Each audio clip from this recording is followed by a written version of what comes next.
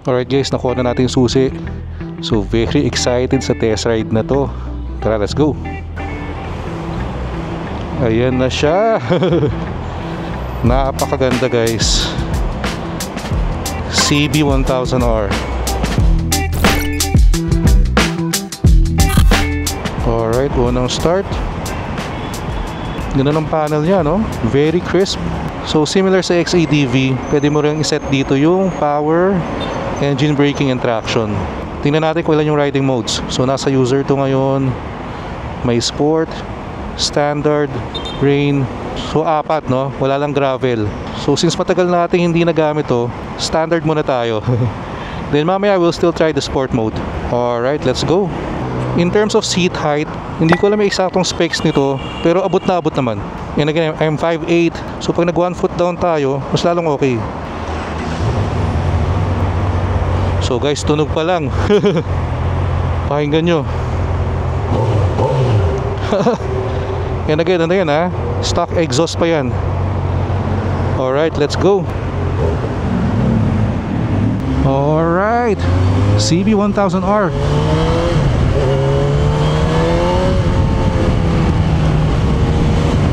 Grabe yung power nito. Hindi ka pwede magbiro sa bike na to. Ibang klase yung pagka-smooth ng engine nito. Sa liter bike na very powerful, pero grabe, swabing swabe. Nakakalungkot lang pala kasi kanina ko lang nalaman na discontinued na pala tong CB1000R. So napakaswerte ng mga meron ito. So I guess ang focus ni Honda ngayon is dun sa mga middleweight na naked bikes nila, yung 650 lineup. Once ko pa lang nagamit to before, tapos ang dali lang. And tagal na rin nun. Pero parang gamay na gamay ko na agad ulit siya ngayon eh, oh. So ganun kaganda yung handling, ganun kadaling gamitin. Although very powerful, tame din naman. Hindi naman yung type of power na sobrang barumbado. Pero ewan ko na lang mamaya pag nag-sport mode tayo ah. Kasi yung pala hindi ko pa natatry yung sport mode. Nung natry ko dati ito sa Honda Safety Driving Center, dun lang sa course nila, standard mode lang ang ginamit ko nun. So ngayon ko lang ulit naalala yung riding position nito, na medyo aggressive. So medyo nakasubsub ka dito kasi mababa yung handlebar. So perfect for sporty riders. And ang dali niyang in-neutral ah. Hindi ko na kailangan hanapin. Alright, so nagbi-blink na rin pala yung gas. Tara, pagasan muna natin. So lagi nyo tandaan guys, pag nanghiram kayo ng motor, dapat pinapagasan nyo rin. Alright, napakaganda talaga nitong CB1000R. Naka Michelin Power 5 na rin pala to, no? Alright, so may gas na si CB1000R. Parang sa XADV, meron din palang ano dito, symbol dito, pag naka side stand ka. Manghang-mangha eh, no? Wala kasi sa Z9 na ganun. Alright, so next stop, dito na tayo sa SLEX para matesting na natin sa Expressway itong sa CB1000R. Alright, Expressway Gaming. And before we forget, yan, sport mode.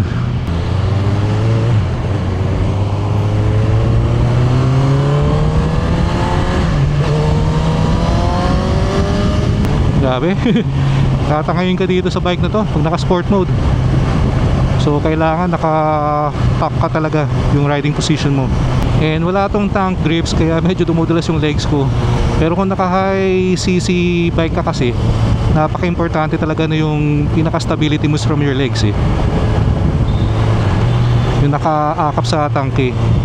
Kaya napaka-importante rin na meron kayong magandang tank grips talaga. So good investment yan. Sa Z9 naka-ano tayo doon, naka-tech spec. Medyo pricey pero sulit na sulit.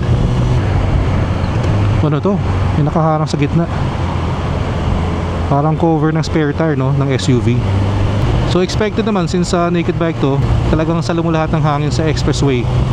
Pero kita nyo walang windshield to. Pero mas tolerable yung wind noise. Yun ang napansin ko sa may malalaking windshield dito. Talagang poprotektahan nga yung katawan mo. Wala masyadong hangin na hahampas sa'yo, pero ang lakas ng wind noise.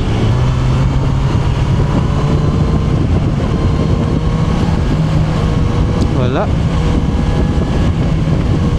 So sobrang lakas itong ano, CB1000R.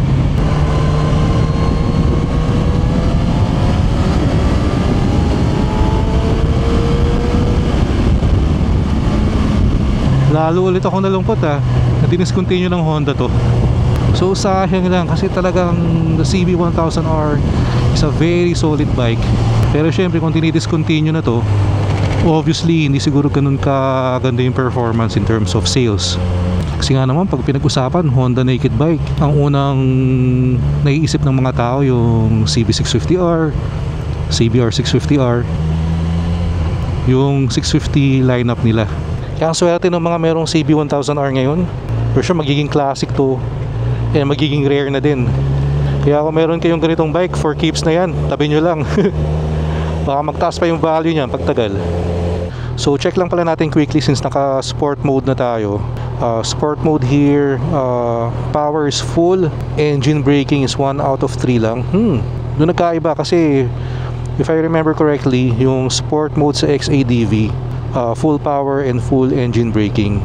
Sa traction lang mas mababa, which is dito same, you know. May mga graphs kasi dito, yan, tatlo yan, tatlong level. Yan ang maganda dito, meron kang user mode. Pwede mong i-customize dito. If you want full power, full engine braking, full traction, pwedeng pwede.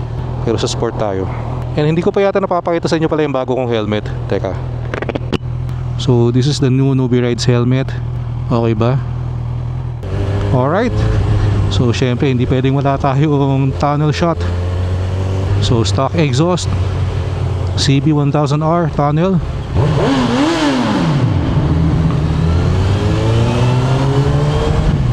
Sounds good. Alright, SLX Gaming again. Pero so far I can say that the CB1000R is a very comfortable naked bike. Marami na namang invisible humps dito. Ayun no. Buti na lang, alam ko na kung nasan. Alright, usually napakalakas ng hangin dito sa part na to ng SLX. Pero the CB feels very stable. Ayun no, ang lakas. Yung katawan ko yung tinatangay. Yun ang nakakatuwa sa Honda eh. On paper mabigat yung mga big bike nila. Like for example lang yung XADV. And ito, I'm pretty sure mabigat din to on paper. Post ko na lang dito. Hindi ko alam yung exactong weight eh. Pero once umaandar na, once dala mo na, sobrang gaan ng handling. So iba talaga ang Honda engineering.